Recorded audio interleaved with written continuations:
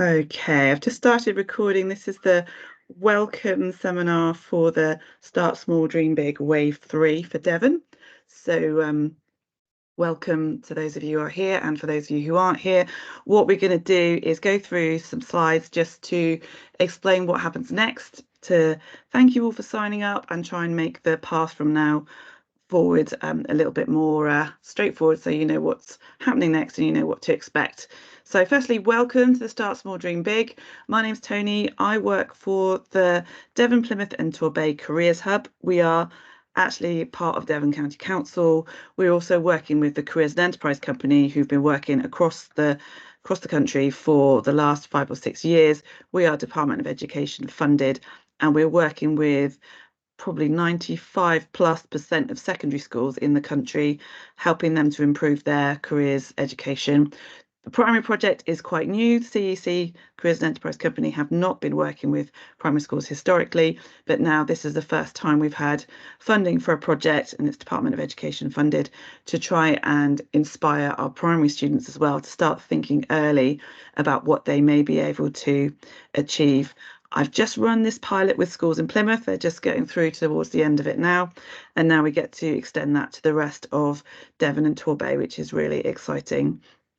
So I will be your guide through the programme. If you've got any questions at all, please do ask me, email me at any point in time, and I will do what I can to answer your questions. And welcome to Tim, who's just joined us there. I'm just starting to go through the slides. This meeting is being recorded, Tim, so if you prefer your face not to be on recording, you are welcome to turn your camera off, and that would be fine. If you want it on there, that's also fine. So just to start again, I know you'll already know something about the programme, but this is kind of the why we're doing it. Research has shown that by the age of 7, gender stereotyping can start. There's still ideas about what job is a girl's job, what job is a boy's job, things like that. And that's obviously not what we are looking for. We want our young people to know that they can do whatever it is that they want to do. This is an interesting stat as well. 1% of pupils say they've heard about a job from someone from the world of work visiting their school. So not many of them have, and that's really quite low. We'd like to get that much higher, but we've got 90% of primary school teachers reporting that involvement in activities with employers could impact the academic achievement of pupils. So what we found so far is that there is a need, and we'd really like to see if it's something that we can do something about. So wanted to get really to the nitty-gritty of what this programme looks like. I could go on a lot about the research behind it, why we're doing it, everything like that, but actually, what does it look like? And at this stage, now you're signed up, this is probably the information that you most need. So what happens is, to start with, at this point in time, and I'll ask you about this once I've finished going through the slides, and then I'll stop the recording and then ask you more questions. The first thing we need to do is complete the baseline evaluation. Now, this is a pilot, so we really do need evidence to know what the impact of this programme is. So you will have been sent a link to do a lead teacher survey and one for another member of your SLT. So that should have come to you already. I will talk to you about that later. And then soon you will have the links, or I should have already actually sent you the link for the students to do their baseline evaluation. If you're a research school, and I know there's at least one research school person on the call, your pupil evaluation data will come directly from Impact Ed. So you kind of need to ignore the bits that come from me.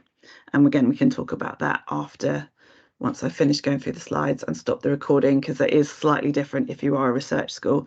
I know that I've got 3 research schools, and I think we might have potentially 2 of them on the call. So first thing is baseline survey, then we can start the CPD. Now, hopefully, again, I'll ask you later on, you've all had your logins to the Teach First platform. If not, that's something I can certainly start trying to sort out for you today if you haven't got that. And hopefully you can get onto the Brightspace platform, which is where the online CPD is hosted. Now, there are 6 online CPD modules to complete throughout the next 12 months. They are released at different times. You should only be able to see module 1 at the moment on your Brightspace. If you've got more, then I won't worry about it, but 1 has only officially been released. So that's just that first one to maybe try and start at the moment. And there'll be 3 live seminars, and I'll show you the timings of those on the next slide. So that takes most of the 12 months. And then when all of the modules and seminars are completed, there will be an endline evaluation, which will basically be a repeat of the first one to look at distance travelled.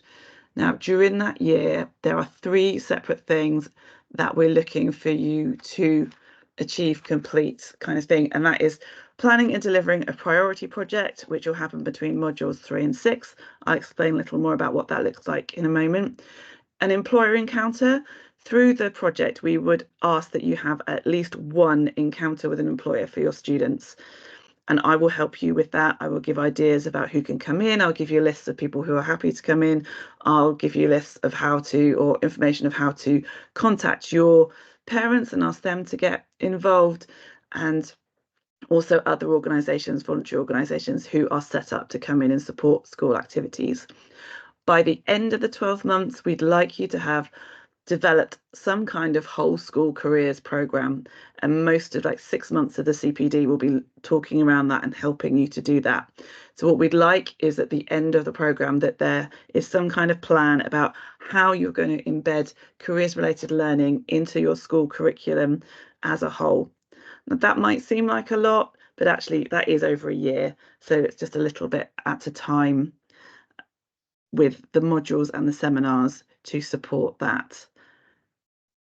So this is what the program looks like. Module 1 should have been released. Now, module 1 is quite nice and easy. It's just really setting the scene. That one should be available to you now. You can do that at a time that suits you. The first module doesn't take that long. The second module should be released in a few weeks' time. That one is definitely more in depth. I'll talk about that a little bit more after we've done the presentation. And then there'll be your first seminar won't actually be till September. There will be a specific date sent to you. Guessing you might well not get that until the start of September, but there will be 1 live seminar. It will be, I think it's over at 3:30 or 3:45, and it'll be on a specific day. Chances are there'll be some of you who just won't be able to make that through there being after school clubs or staff meetings or parents' evenings or non-working day or something. There will be a recording available, so you can catch up on that, because we understand that it's just not always going to be possible to get there. And then from September, modules 3 and 4 will be released. There'll be a second seminar then. At that point, I will be helping you to support you to get some employers in front of your students. We'll also be helping you work out what you want to do for your priority project, and the modules will support you to deliver that. And then it will be thinking about what can you do in your school moving ahead to make sure that careers is embedded into what you're doing. Throughout the project, all of the priority projects and the strategic goals you'll be asked to put together for your school, these are the 4 kind of recurring themes that go through. So this is what we're kind of looking to do in the primary school. We're looking to reduce bias and challenge stereotypes, link careers to the curriculum, increase meaningful employer encounters, and engage your parents and carers.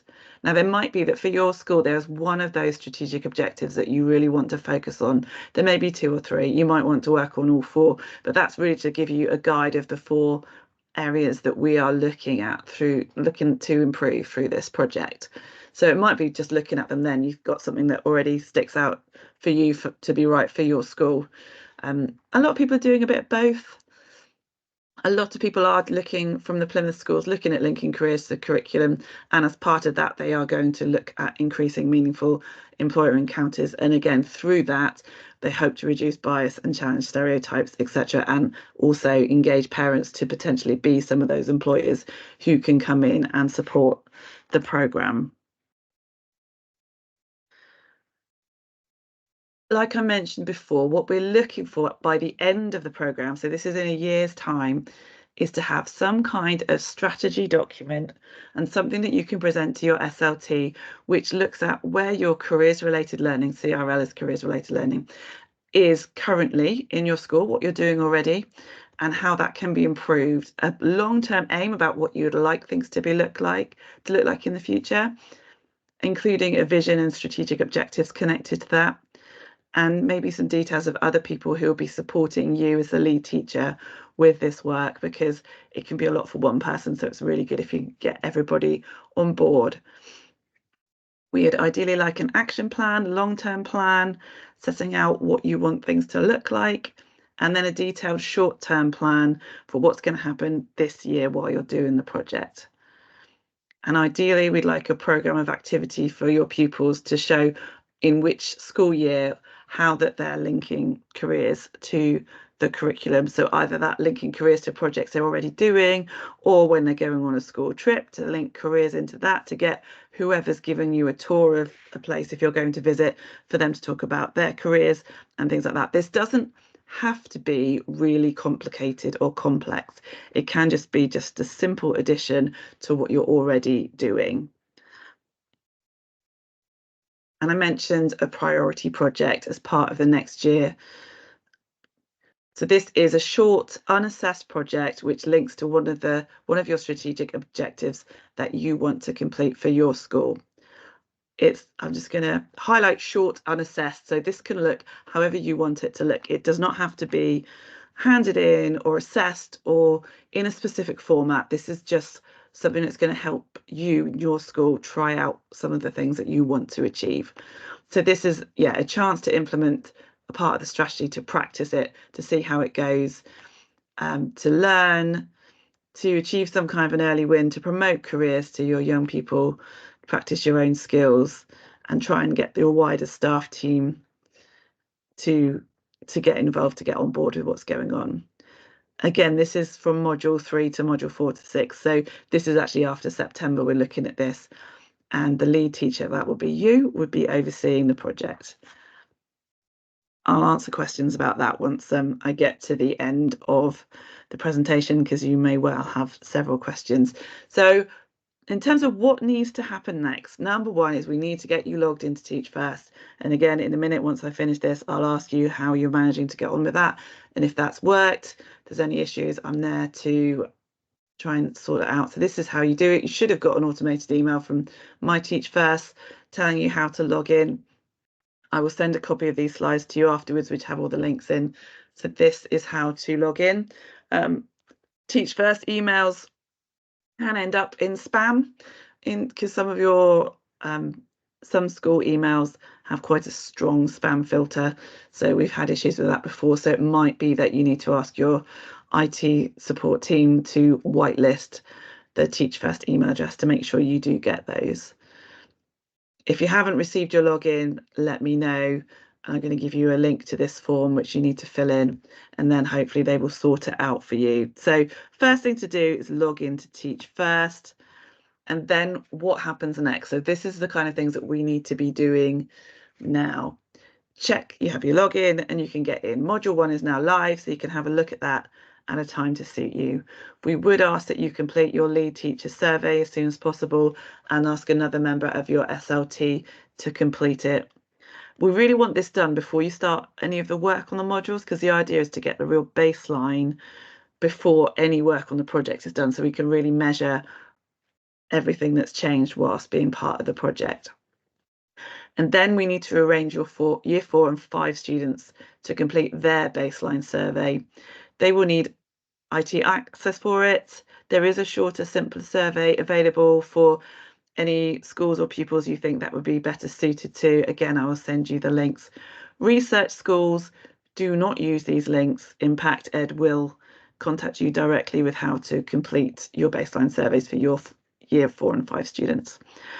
I've also created a Padlet, which I'll show you in a moment, which is a website which I've put on all the resources, all the documents, all the competitions and timelines and slides and everything you will need to support this project in one place.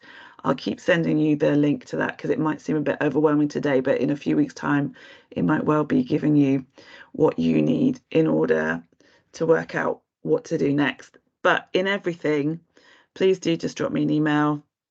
I'm here most of the time, and I'm definitely happy to help. I've done this before, so I do know the answer to quite a few of the queries and questions. Right, I'm going to stop the recording and then we could all have a chat. One moment.